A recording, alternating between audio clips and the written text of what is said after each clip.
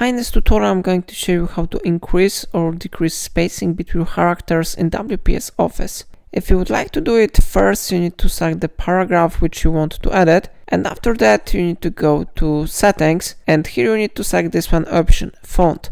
Alternatively, you can try to use shortcut from your keyboard Ctrl D to do it. And now if you would like to change spacing, you need to click on this one option. If you would like to increase spacing, you need to select here expanded. But if you would like to decrease spacing, you need to select here condensed. So I want to increase spacing, so I select here expanded.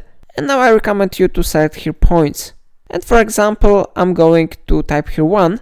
And here you have preview of the changes. So now I click OK button. And how you see character spacing has been successfully increased. But if you would like to decrease spacing, you need to select this paragraph again. You need to go to settings. You need to go to font. And this time I'm going to change it to condensed, and I'm going to change it to points, and I type here maybe 1.1 and I click OK. Now character spacing has been successfully decreased, so in this way you can modify it in WPS Office. If I helped you, remember to like this tutorial and subscribe my channel. Please let me know in comment if it solved your problem.